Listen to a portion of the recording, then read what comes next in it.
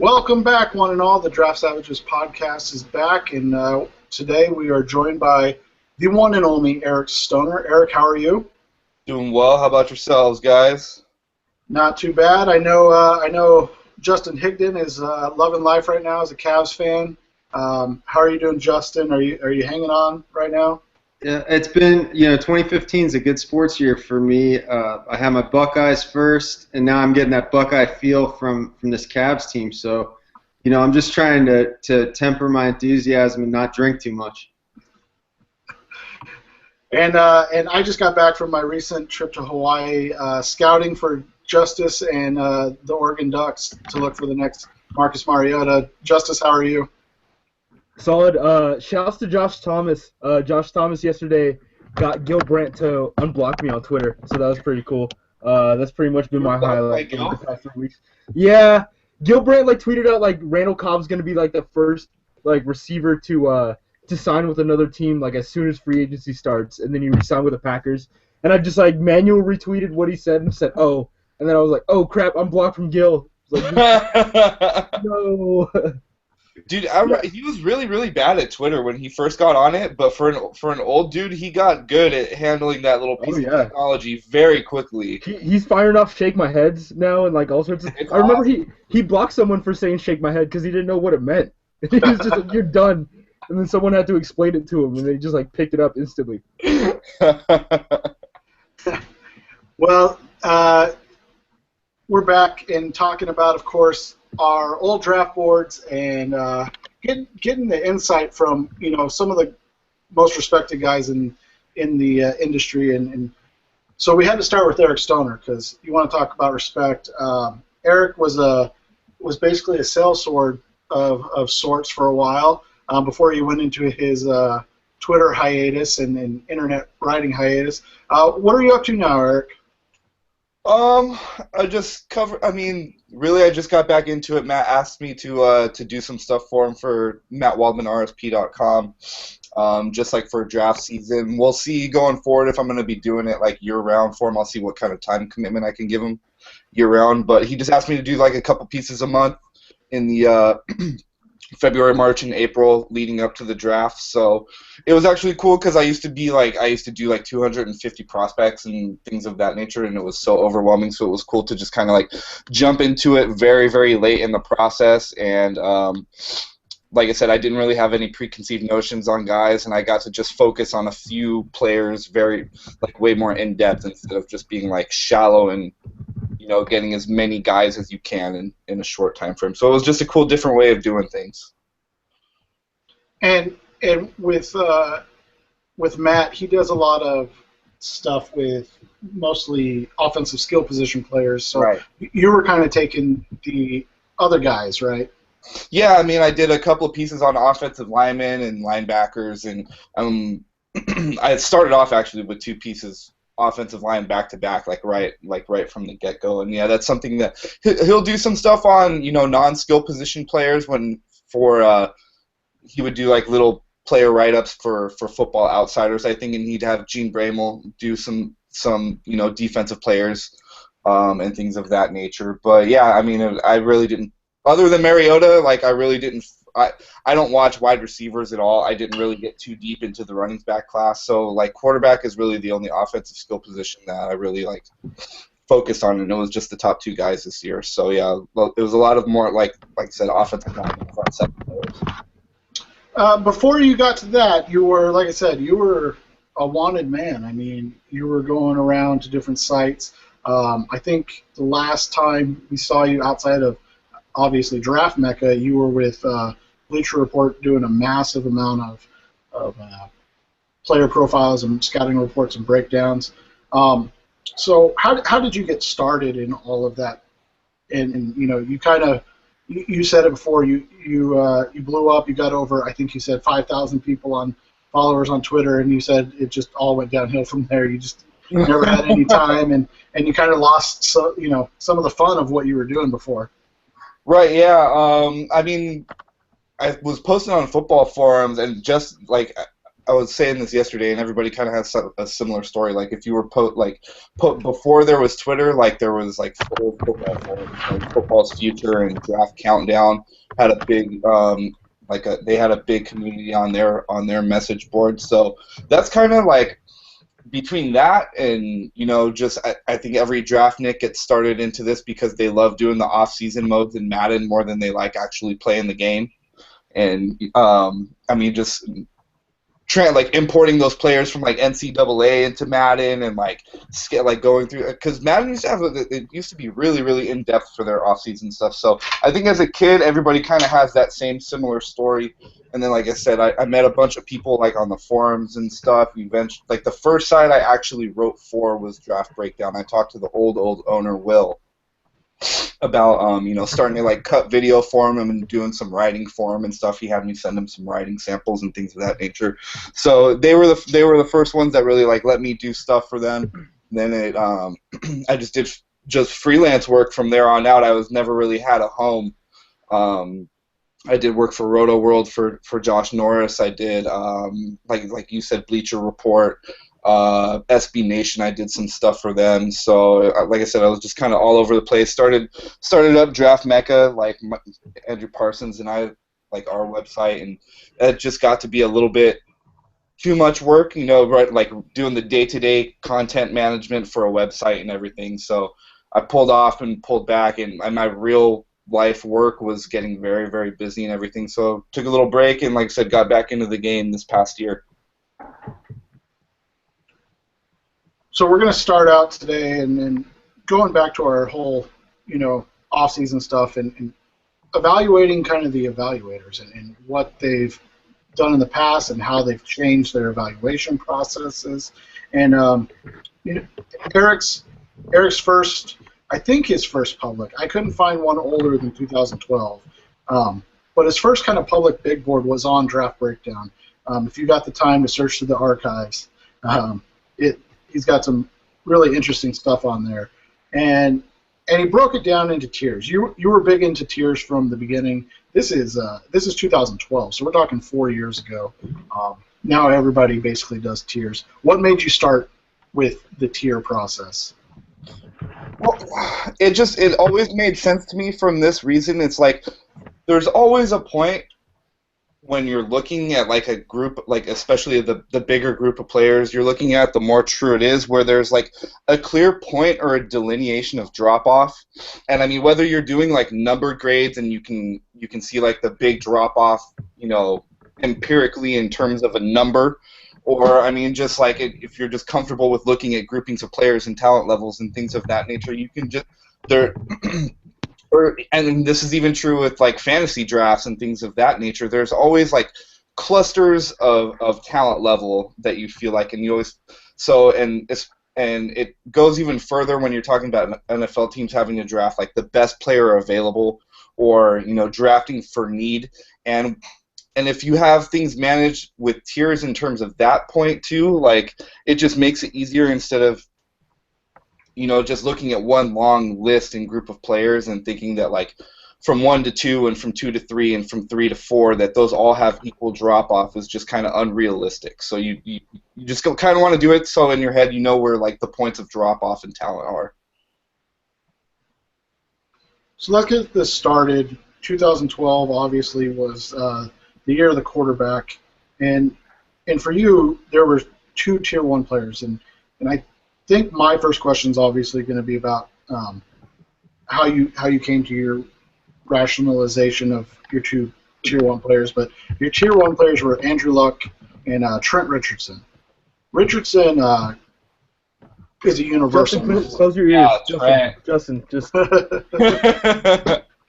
Richardson was a universal miss. I mean, there were I think I've seen one guy, and that story's been retweeted I think 400 times. His pre-draft breakdown of Richardson, but everybody else loved Richardson. Right. What for you did you like about Richardson? But also, what made you think to put him in kind of the same tier as Luck? And then, on that same note, what would his career have to have looked like for you, kind of to justify him as the second best player in that draft? Right. I mean, with Trent, even I think. I mean, if you say that you didn't like Trent coming out, I would almost say that you were just doing it to be a contrarian, because I think that, I mean, even I've gone back and looked at him again, even in the last like year or so, and he still looks just as good to me now as he did back then. I mean, there was always the contention that his vision wasn't very good, and you do see, I mean, you saw it when he was coming out, and if you go back and look at it, you can go back and see it. But I mean, his film at Alabama is still so good for me. He's obviously the biggest, most physical, most powerful player on the field. You can tell that defenses just don't want anything to do with him by the third or the fourth quarter. So, I mean, unless you're getting really technical, and we've seen a lot of backs with people say that, like, oh, he's not quick enough, he's not fast enough, and things of that nature. Maybe that's true, but we've seen players with much worse physical skill sets do way better than Trent Richardson has done. I think that there's a lot to the notion that this is something off the field has been going on with him, and like he got burnt out while he was at Alabama. He hasn't. I mean, because there was that story with him and Josh Gordon where that the guy who was their handler would say that, oh, if I got to work in the morning and Trent and Josh's cars were there, I felt like that was going to be a good day. So, I mean, and that was really the first whisper that we got of that there was something going on off the field with Trent. I mean, I can't say that I watched his Cleveland career super closely. In Indianapolis, he was terrible too. Justin could probably talk much more about Trent and like how he did in Cleveland and everything skill set wise if it was really something that had to do with his skill set. But I mean, a lot of me just thinks that it wasn't even a miss because people missed what they were seeing. I think it's just something weird going on with him in his own head and off the field. Now, Eric, one of the things that I talked about because I had Trent Richardson ranked 3rd overall that year, and one of the things I mentioned was the injury impact. It was the month of the combine, I think, or in January that year, that he had an arthroscopic knee surgery, and then I believe about a month before the season had another one. He never really seemed to recover from that, and I think it was more mentally than physically, because you look at his career, he hasn't had what you would say injury problems. It's been more like tentative running. So I often wonder, and you know, that seemed to be the downfall of him in Cleveland, and they pulled the plug on him really quickly into his second season. But he just seemed tentative, maybe running with a wider base than he had shown in college. But I agree with you. It wasn't the college tape that turns out to be the miss. It's these unseen things that we don't know as evaluators. So in this case, the health and, like you said, the mental part of it, and maybe having some poor influences around him. It was just night and day when you looked at him at the beginning of his second season in Cleveland. I remember one night I'm watching the Bengals on Monday Night Football, and Ben Jarvis Green Ellis was having a pretty good game, and I said, this guy's running better than Trent Richardson. And that's saying a lot for a guy, you know, Green Ellis, undrafted, bounced around a lot. Trent Richardson was just never the same. In Tier 2, and I know Justin wanted to get on this, so because he was also high on the guy in your second tier. But in Tier 2, there was a name that jumped off to all of us, and that was Janoris Jenkins. Yes, Janoris. What did you love about him? Was it more the Florida tape that got you? Yeah, that's all I really watched of him. I didn't watch any of the stuff from after he had been kicked off Florida. I forgot where it was that he ended up transferring to, but I didn't really watch any of that. I mean, I saw the 3 games of him that I saw and I was going off of were the games against AJ, Julio, and and Alshon. And Alshon, surprisingly, everybody was the lowest on Alshon, and Alshon was the one that did the best against him, because Alshon was just kind of able to, like, he would be covered and everything, but Alshon was able to just, you know, play the contested catch game and go up and climb the ladder and get the football over a guy that he's much bigger than. But I mean, with Janoris, he had a tremendous click and close ability, his foot quickness. He was very aggressive, good at press.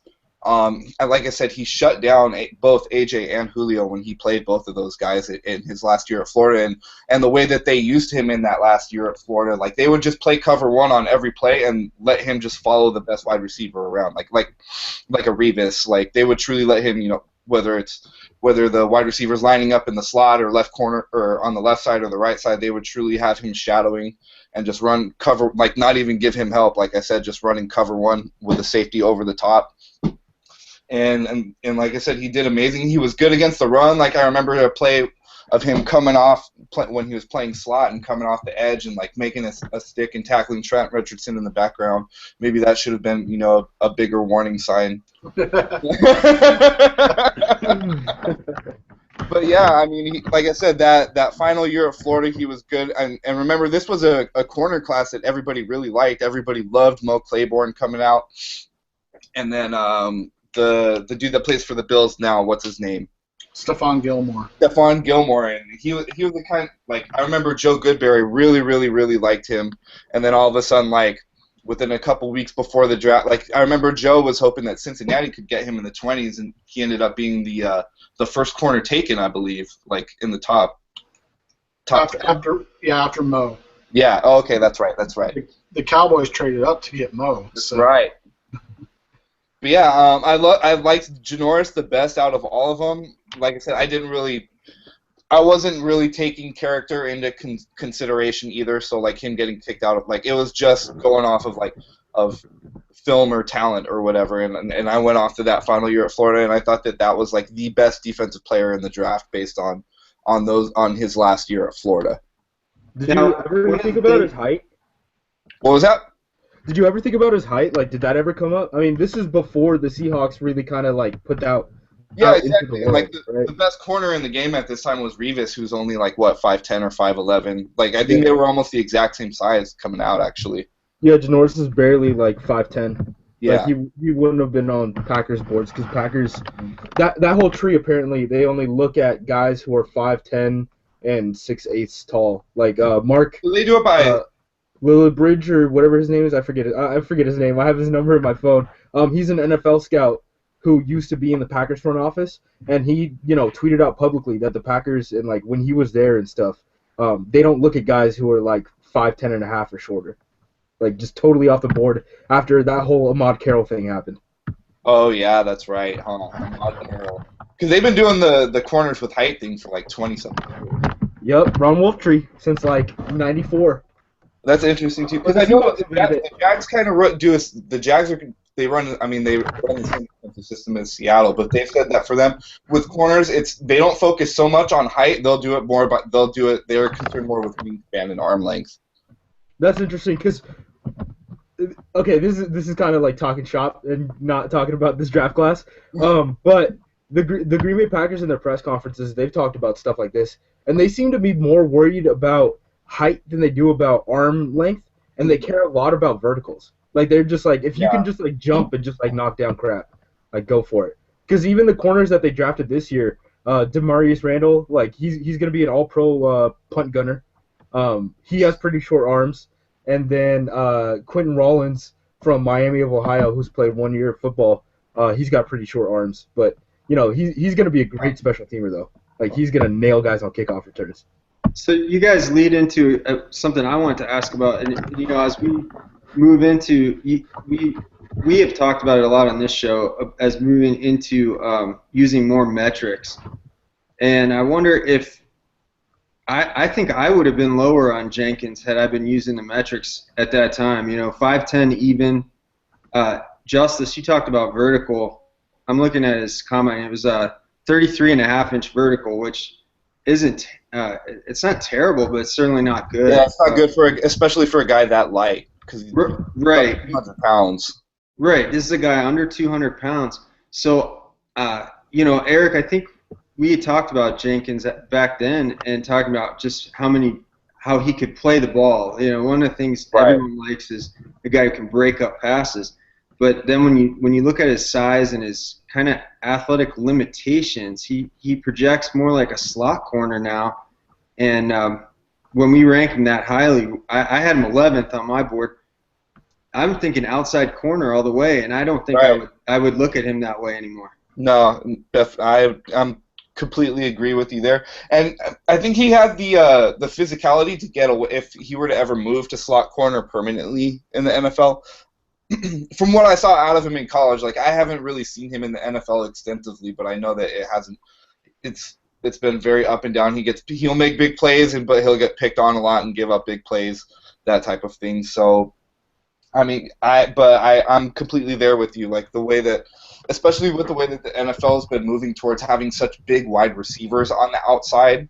And like I said, coming out of the three receivers out of AJ, Julio, and Alshon, it was Alshon that by far gave him the most problems, and that's the type of big physical climb the ladder receiver that teams were trying to put outside in the NFL more and more. Now, one thing go ahead. I was going to say one thing that's interesting about Jenkins and that scared a lot of people off was the character concerns. Right. And that's something that hasn't been a problem with him. So I find that interesting. The more of a problem has been his willingness to be a gambler and not really to have the physical attributes to play that style. Right. Absolutely. That's actually a really good point because he was the character concern guy in that draft, and you haven't heard a single people are worried about. It's funny how that ends up working out though. So on Mock Draftable, his top 3 comparisons are Chimdi Chekwa, Kayvon Webster, Todd Washington, and his 4th is Morris Claiborne.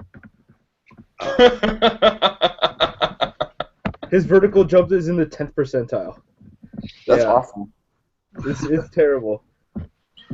So as we move into like your tier 3, 4, and 5, right. One guy that you're kind of lower on than most, and it's not low in the sense of you had him 12th overall, but it's definitely lower than what most people had, was Matt Khalil.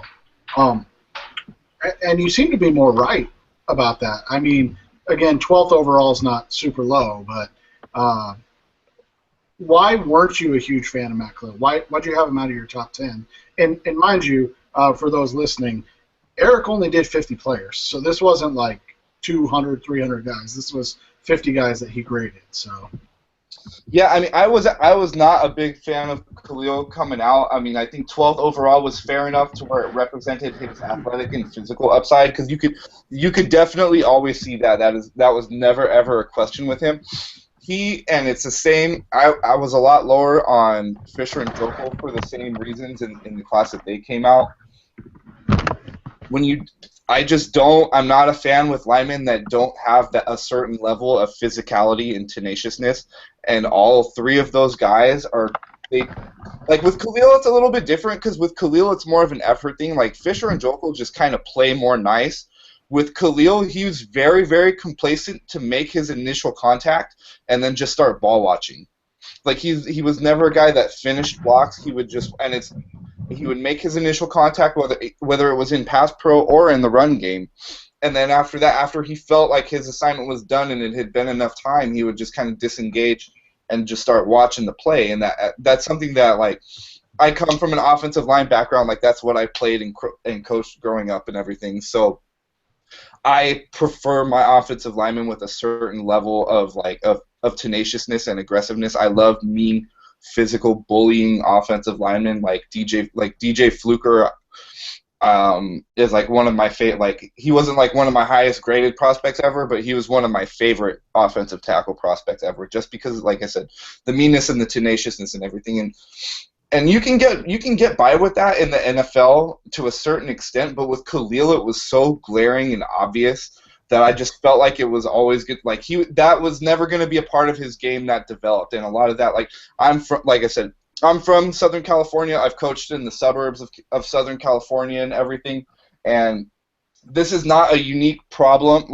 And he's a suburban Southern California kid and went to USC and everything. This is not a unique problem to Matt Khalil. It's kind of like an epidemic in suburban Southern California football leagues and high schools and everything, where you just don't have those mean offensive linemen.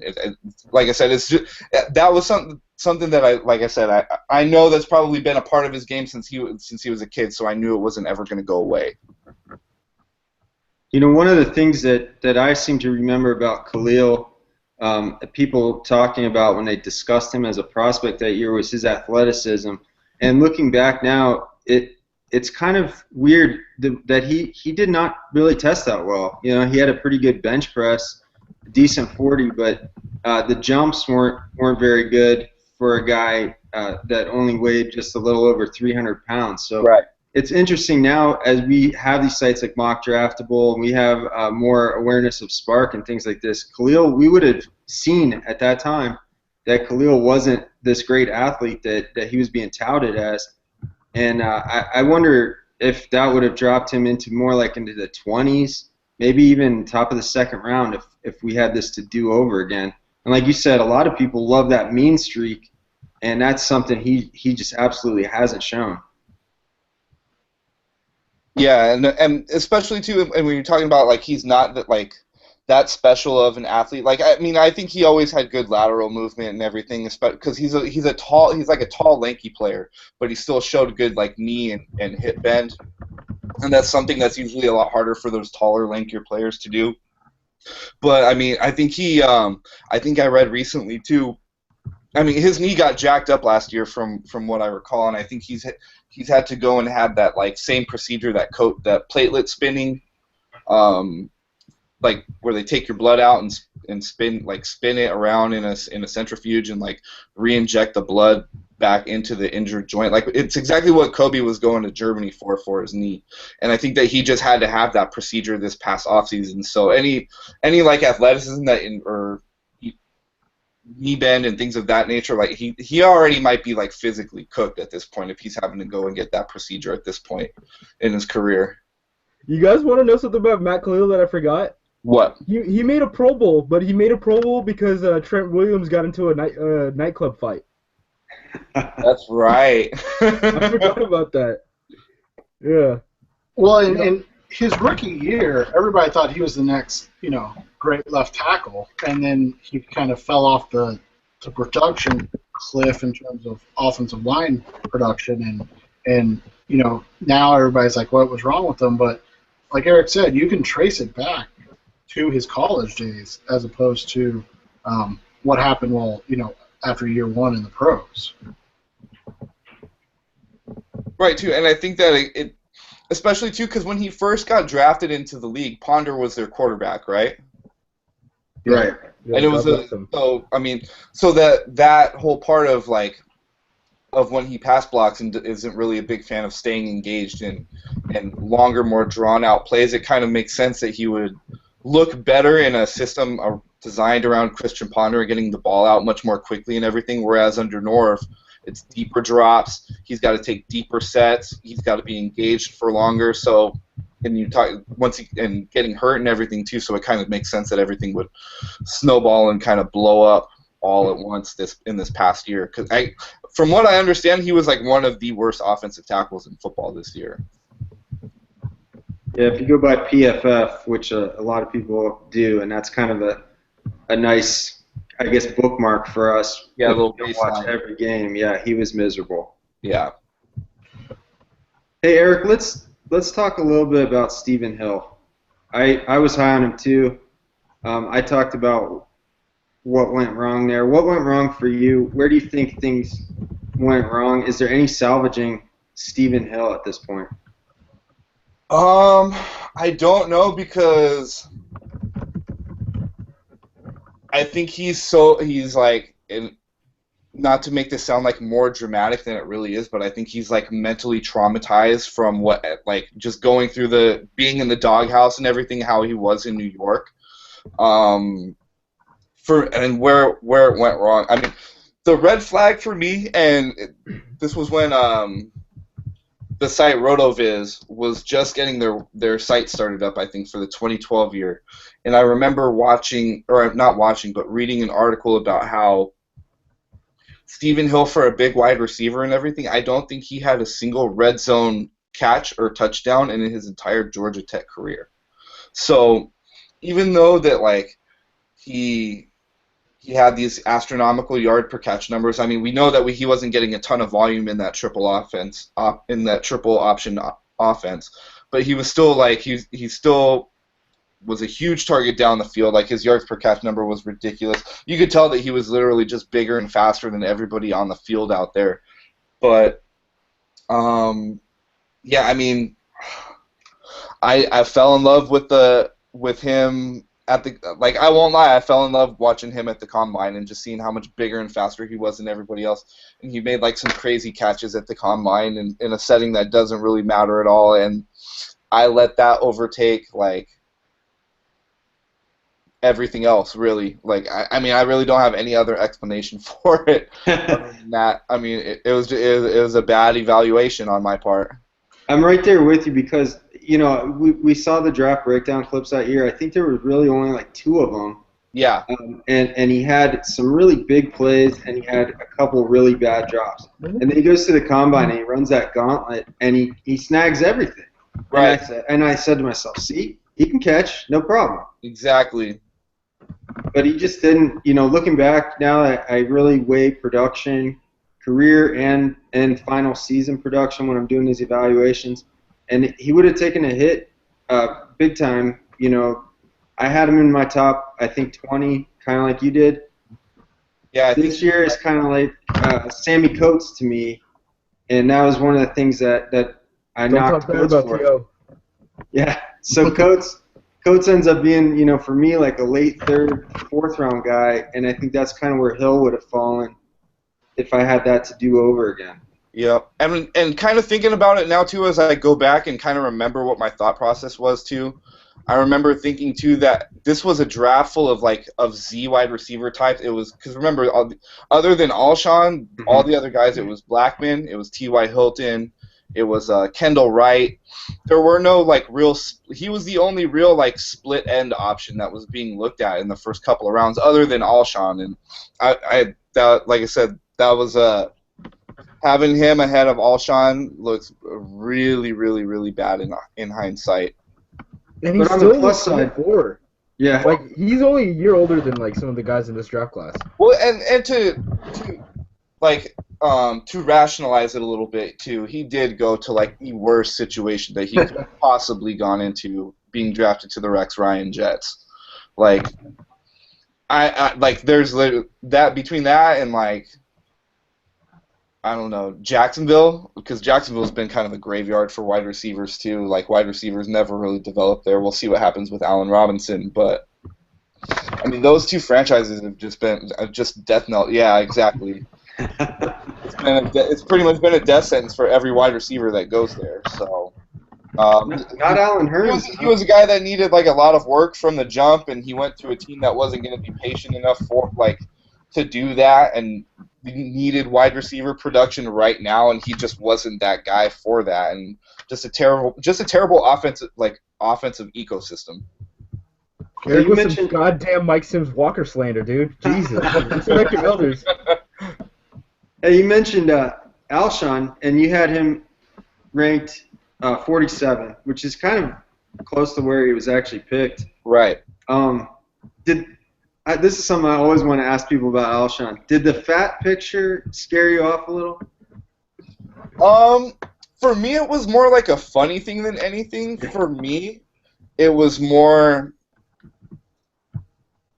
I was not on the big contested catch wide receiver. I was much more interested in like separation and quickness and things of that nature. So that kind of pushed him down more for me than the fat picture, because like players' body types change all the time. Like I said, for me the fat picture was more of a funny thing than anything. It wasn't really something that I took and like said that, you know, I'm worried about his weight and everything. I was more worried about it in terms of like I just was liking more at that time the smaller, quicker wide receiver, because I didn't like Blackman was in pretty good shape at that time, and I didn't really like him either, just because I didn't think that he was a very fast or quick wide receiver or like had a ton of separation. He was just more like a bully after the catch to me.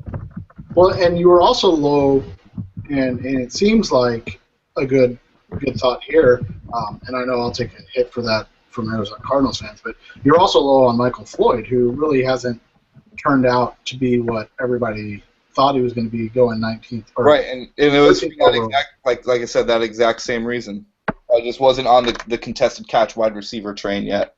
Maybe So if those guys were coming out now, I would probably like them way more than I did back then, just because like that's just my flavor and preference has just kind of changed. Well, and for like Alshon's been better than Floyd. Right. So the question is, was it because Alshon could catch better than Floyd, so those contested catches, end up actually becoming catches as opposed to Floyd where he doesn't get a lot of separation and he's more of a 50-50 jump ball guy where he's winning and he's not winning in the intermediate and short routes?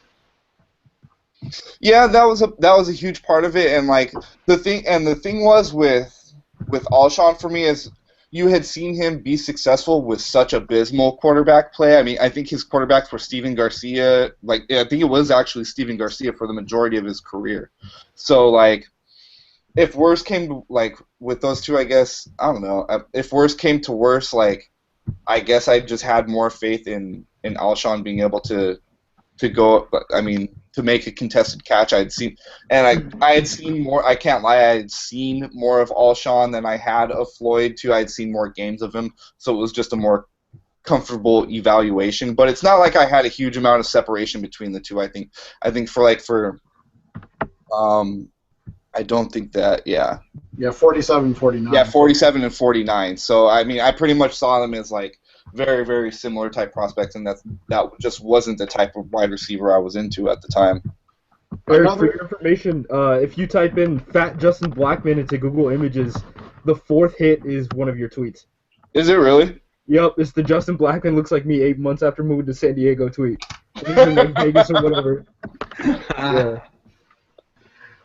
Another one of your hits, and people, say that you were too low on him, but hindsight, you were probably one of the highest. Russell Wilson at 37. Was he at 37 because of his height? Like, was that a worry for you? Yeah, that was literally like the only reason. And on my rankings that are on Draft Breakdown, the ones that we're going off of for the quarterbacks and for my quarterback rankings, I have like all the scouting reports on there. And for my top 5 quarterbacks, for Luck, Tannehill, Griffin, Wilson, and Whedon, like I'll dare anybody to go back and to like read those and tell me that every single one of those is not dead on. And I especially remember Russ because I remember cutting his games for Draft Breakdown. So I mean, I spent a lot of time watching Russ coming out, and literally like his height was the only question I had. Like I said, throwing into the middle of the field can get kind of wonky for him because he can't hit his height. He can't really throw like downhill from like an upper platform downhill as he's throwing over the middle of the field, if that makes sense. Like he's got to more loft it up. But I mean, other than that, that was really his height was really the only thing holding him back. It was obvious back then. He was the player, I think him and Levante David, those two players were the players that I created the phrase like they're short but they're not small players whatsoever. Like they're both very, very, very well built for their height and everything. So I mean, I thought 37 was like a perfect. I thought like he's a first round type of quarterback with having him at 37 that just kind of builds in the inherent riskiness for his height. He was my number 4 quarterback. I really liked him a lot, and like I said, if you just go back and read the scouting reports and just go by instead, because the scouting reports wasn't so much me trying. That's what I always say. Like rankings are you trying to project like how guys' skill sets will translate, whereas a scouting report is just you telling what they do or don't do well. And that's kind of what I've gotten. I'm as I've been, getting back into it and everything. I've been less and less concerned with trying to project what's going to translate and what's not going to translate, and really just focusing on describing what they do or they don't do. Because really, those are things I think we've all come to the conclusion in the agreement that players don't change. So if you can describe what they do and what they don't do well and why, you really understand the player at that point, and let somebody else figure out the value from there or what will translate or won't translate. So, and like I said, everything that Russ, I mean, like I said, my scouting report on him, I think describes his game and what it has grown into in the NFL. All five of the top guys, really, I think, like those scouting reports are all what they do and what they don't do. They're very accurate for what has ended up becoming those players' games in the NFL. Jaguars drafted a punter. My last question for you, and Justin and Justice might have one or two more, but my last question for you was on Mark Barron. You had him low for, again, what everybody else thought. Was it just the fact that he was a box safety in the league that was transitioning away from that, or what did you not like about him that had you rank him, almost at 30? I mean, I'm still of the opinion that unless a safety prospect is very good and transcendent and can truly play single high, like I thought Clinton Dix was a transcendent safety prospect and he's like the only one we've had in recent years, in my opinion, just because he can truly play single high. That's a very, very rare, and I mean, well, I don't want to say it's rare because a lot of the time when you're playing single high, you're hiding your safety, but to be able to truly play single high with range and do it disciplined, like I said, it's a pretty rare skill set. And I mean, I didn't think that Mark was a terrible prospect or anything, but I just didn't see any particular facet of his game that where you would say that, oh, that's something that's rare or inherently hard to find. So it kind of knocked him down a little bit for me. Hey, Eric, speaking of Barron and just kind of transition into Alabama players in general, if we look at this draft, we already talked about Trent. We could talk about Courtney Upshaw, Dante Hightower, and Dre Kirkpatrick. There has to be something to it with these Alabama guys. Hightower's been pretty good, but there has to be something to it with these guys getting worn out. Is that something now that you look at, that you consider, as long as Alabama's got their current coaching staff? Is that something we can consider? I think so, because you even see it, like, you even see whispers of it in, like, the ex-scouts that are, like, now on Twitter or in the media and stuff like that, because you see them talking about it, too. Like, there's something to that notion that these guys are either getting burnt out or they're maxed out physically. The way that they're being trained, I think, in strength and conditioning, I think is a factor, because it seems to me like that's something. We've talked about this with Stanford, too. What was that? We've talked about this with Stanford, too, how they just load up weight on these guys. Yeah, they're not building explosive athletes. They want their guys to be massive and powerful. They don't necessarily care about creating explosive athletes. Like, I guarantee they're doing like, all their weightlifting and stuff is designed strictly around, like, mass building and things of that nature. Like I said, they're probably not doing a whole shit ton of, like, box jumps and, like I said, more explosive kinetic energy type of lifting. I think that they're just loading mass up on these guys. They're just getting them as big as possible. I think they're burning them out. I mean, from what it seems to me, I can't speak for every single player, but I mean, Rolando McClain has pretty much said as much. I mean, and I think that there's something to it. It's not going to be, applicable for every single guy that ever comes out of there. But and like we've seen too, like we see almost all these guys coming out with very, very, very extensive injury problems. Mm-hmm. Lacey, he's already had his foot fused together, correct? Yeah, he had his foot fused together before the draft. Yeah. C.J. Mosley had that tweet where he was talking about, like, the surgeries that he had already. And then he backtracked it and was like, no, that didn't happen. I'm totally healthy, NFL teams. Yeah. Look at Dean Milliner. Yeah, Dean Milliner has been broken down. Dre Kirkpatrick has been broken down. I mean, Jesse Williams been hurt. Like, Jesse Williams came into the league hurt. Yep, and that was something that nobody knew about, and then people were wondering why he falls in the draft, and then you come to find that his knee was absolutely cooked at that point. Josh Chapman, another one, same kind of, like, similar situation.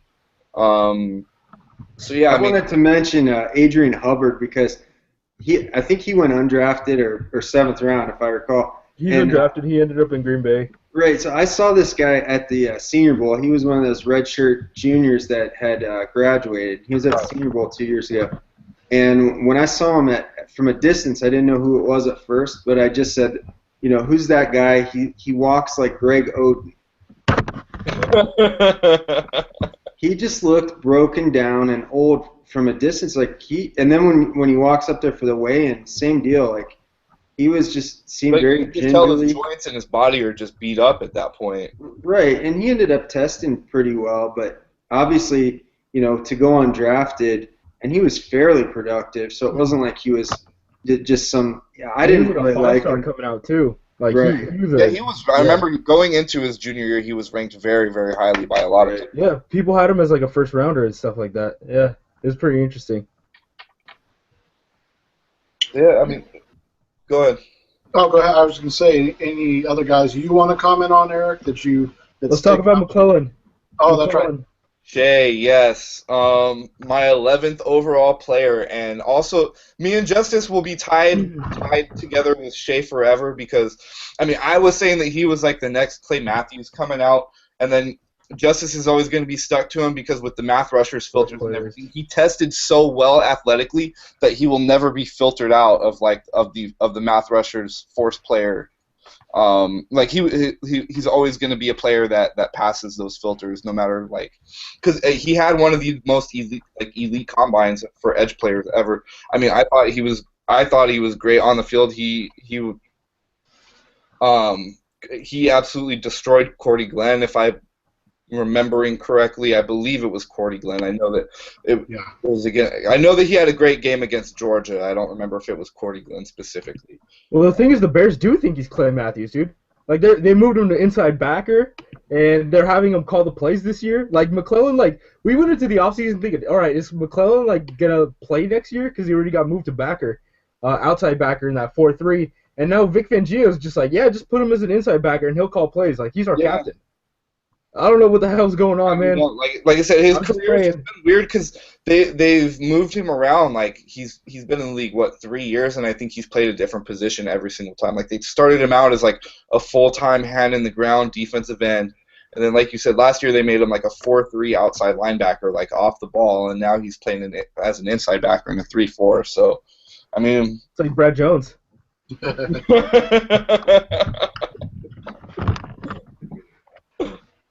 Yeah, I mean, right now it's not looking too good for that number 11 ranking for him, but we will we'll see how he does it inside backer in that 3-4. I still think his best position would have been as a true edge player, not hand in the ground, but as a weak side rush backer. But we'll see how it goes. You have anybody else you wanna talk about on your list, Eric? Probably the player that I'm most interested in seeing, and he's got a big year coming up. He was my 21st overall player, and that was Miami running back Lamar Miller. He's another guy. He fell because of injury concerns and everything. I think his shoulders were messed up coming out. Teams were worried that he was going to have surgery, before the season even started. Ended up falling to the 4th or 5th round. But Miami hasn't seemed like they've really wanted to give him the load either, even though he's been productive when they've given him the ball. So he added some weight. I think he's up to he said he gained 15 or 20 pounds in the offseason. So it's always interesting to see what players do at a different weight than what they've played at in the past. So we'll see if he was truly a scat back that needed to be a little bit lighter, or if being heavier slows him down and makes him less productive, or if it makes him able to shoulder more of a load going forward, and the team really giving him the trust of carrying that type of volume. So I'm interested, and I believe this is a contract year for him too. So it's a big year, and like I said, I really liked him a lot coming out. What's interesting about Lamar is he's still so young, too. He's only 24. Last season, he cracked 5 yards per carry, got 1,000 yards, and he was PFF's 96th overall player when they came out with their rankings. So, I mean, his career projection is kind of weird because he was always the guy who were oh, next year Lamar's going to break out. And then free Lamar Miller has been going on since for 3 years. since he got into the league, basically. Yeah. And now they drafted Jay Ajayi. That's right. You know, the Twitter darling. But you know, for Lamar, I still think he's going to have the first opportunity this year because Ajayi, regardless of the injury history, he's still only a fifth-round pick, and teams don't tend to hand the keys over to fifth-round rookies. So we'll see. Definitely not. Yeah, I mean, if going back and thinking about it, like we're always really, really anxious for like these young backs to come out right out of the gate. But I mean, historically speaking, like it just doesn't seem like unless you're a super, super high draft pick like Trent Richardson was, it just doesn't seem like NFL coaches are willing. They would much rather just go with the vet than hand the keys over to a rookie back like right out of the gate. And when we've seen rookie backs have production, I mean, other than Alfred Morris is the only one that sticks out in my mind that like got the job from day one and went with it. And now he was playing for Shanahan, who was kind of known for doing that type of thing anyways. Like Trey Mason last year, like he was a productive rookie back, but it was more from like weeks 8 to 16. When we see him break out, it's very, very rarely early in the season. Well, and what's funny is I actually did an article on David Johnson because Cardinals fans are Matt Forte. Matt Forte. Well, they're pretty sure that they're going to have like 3,000 combined yards from their two running backs, and so I went back and I looked, and so guys drafted out after the third round to kind of go to what you're saying, Eric. Since 2000, I mean, there's been 6 players that have gotten over 200 carries, and one of them was Zach Stacy, who averaged less than 4 yards per carry. Right. And then the other one, I mean, you have Kevin Smith, who everybody liked, but he had leg issues, I think, coming out of UCF. And they ran him like 450 times. I remember that. Yeah. Yeah, and then I honestly don't even know who this is, but Dominic Williams in 2003. Dominic Davis. I was actually just had a tweet about him earlier. That's funny. And then Steve Slayton, again, another. Oh, God. Yep, Kubiak, Shanahan, and then Mike Anderson from Denver, and then, as you talked about, Alfred Morris. Those are the 6 players that have cracked 200 carries. So basically, if you're not like playing for Kubiak or Shanahan, then it's not going to happen. Forget about it. So I mean, like I said, it's not a huge thing to expect a guy like Ajayi to come in and still carries for Miller. So Miller should have like you said, a good chance to actually do something. Yeah, and I think the big thing too is they got to teach these guys how to pass protect because a lot of them don't know how when they get to the NFL. And I think that's one thing that has people still going back to the well for those Alabama backs because that's the one thing that they are taught to do pretty well. So, right. Eric, you'll get to enjoy T.J. Yeldon, and that's probably a reason why he was so valued at Definitely. All right, so to put you on the spot, what was your worst evaluation in this 2012 class, from your own opinion?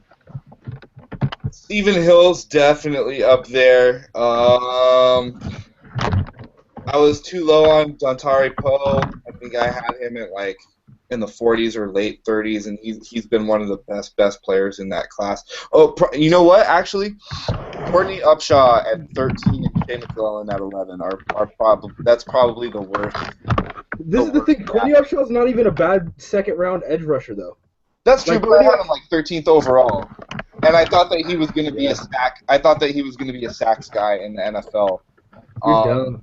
And like I said, I wasn't into metrics or anything of that nature at that time, so I just thought that he was just going to be like a bully sack guy, and not having any real concept of like how athleticism translates to pass rushing production in the NFL. So that was a bad one. Other than that, I actually thought I did pretty well with the class of 2012. That like I only did 50 guys, and it's much easier when you do it with just like 50 instead of like 200. 300. Yeah, exactly. When I look at your rankings, I think for me your best hits were Fletcher Cox and Levante David, and those are two positions that you're really solid at overall as an evaluator. is it just because you feel so comfortable with those positions, or was it something special about those two players? I mean, a little bit of both. Like I said, that defensive line and linebacker and offensive line, that's like my wheelhouse. That's what I'm most comfortable evaluating. So I think there is, like I said, there is a certain level of comfort there. It doesn't mean that I've like never missed on those positions before. But with Fletcher Cox in particular, and I had him 5th overall top defensive lineman. If it wasn't for having Janoris so high, Fletcher would have been my best overall defensive player. But that Alabama offensive line that was like all world, that had Warmack and Fluker and Barrett Jones and Kwanjo, like all those guys they all basically got drafted. They were all world. And you know what? It's actually probably my favorite draft video to this day was Fletcher Cox against that Alabama offensive line, because like I said, that offensive line destroyed everybody that they played, and he was an absolute wrecking ball against them. And you could just see, a very, very special type of athleticism from him, just in terms of like deflection and strength in his lower back, and being able to anchor against those double teams and disengage and things of that nature. And like I said, I wasn't into measuring into combine measurements and metrics or anything at that time, but his athleticism, especially in his lower body, was always very, very evident to me. So, like I said, I thought that Fletcher was a very, very, very special player coming out, and the same thing with Levante. Levante is like, he's a bullet to the football, like nothing that you like, and it's carried like over Paul Dawson. What was that? Like Paul Dawson. You eat the tweet, Norris. Eat the tweet. Like there was actually that's funny, because there's actually a play in my TJ Clemmings article I wrote where, like, from the backside trying to get up to the will linebacker, because the will linebacker is always the guy that stops, whether it's inside zone or isolation or whatever. He's always the guy that slips and gets underneath it and blows the play up, and if he's fast enough, like, he'll blow the play up in the backfield before, you even get out of your stance if he makes the right read. And that's the type of wrecking ball force that Levante was. His change of direction was incredible. I mean, I think it was either in the Senior Bowl or against Mizzou. You saw him kind of I think it was against Mizzou, actually. Nebraska was lining him up in cover one every time, and Mizzou used to use like those big detached like tight ends who were really like big wide receivers. I forgot the players that they had there, but Miami ended up drafting one of them because they ran so much empty and everything. So he would line up against the tight end, and Levante kind of had trouble locating the ball and climbing the ladder and everything, but he was on top of those tight ends, running down the field and everything, and those wide receivers, slot wide receivers and everything else. So you saw the ability to cover was there. You just kind of worried about him tracking and finding the football, but everything else that you wanted to see, like I said, explosiveness to the ball, finding the football instincts, everything of that nature, and a devastating, he brought devastating power to his tackles, and that was actually something that I liked about his game more than Kuechly. Kuechly was really good, but he was a bigger player than Levante, but Levante had a certain level of explosiveness and power through contact that Kuechly just didn't have, and that's what made me fall in love with him as a player. I think also worth mentioning that you had Chandler Jones 15th overall. And I think to a lot of people that was a surprise first-round pick. So that's a nice spot for a guy that not a lot of people were high on, at least as far as I remember. Yeah, and he was a big guy who showed that he could bend. And the thing that he wasn't really healthy his final year too. So the play that everybody kind of wanted to use to show that he wasn't that athletic is he had an interception return, I think it was, where he looked like he was stuck in mud. Didn't really show a lot of explosiveness, but it was kind of a similar thing to Preston Smith this year, where he was so big and he showed that he could really he had an incredible flexibility for a guy his size. And like I said, I wasn't really into 3-cone times and things of that nature back then, but I would probably have liked Chandler Jones even more now than I did when he was coming out back then. I definitely would have too. I mean, he was at 266 pounds at the combine, and ran a 4.87, had a 35-inch vert and a 10-foot broad jump, and a 7.07 second three-cone drill. Those numbers are phenomenal. Yeah. For a guy that size, and I kicked myself for not knowing what I know now back then. All right, Eric. Well, we appreciate you coming on, hanging out with us, and talking about your 2012 rankings and how you've grown and changed and what you're still stubborn about. So we appreciate that. Yep. Thanks for having me on. Like, this was actually a lot of fun. Just promise me that we won't go through my 2013 stuff, because. hey, you got 3 Team Gino here, so you're okay. Yeah, my 2013 stuff is bad, so we'll keep it focused on the 2012 stuff. Someday we'll all get together and drink one to Gino and pour one out for him too. Yep. All right, Justin, Justice, I appreciate it as always. You guys have a good night, and make sure you subscribe on iTunes. Thanks, guys. Good night, everyone. Eat the tweet.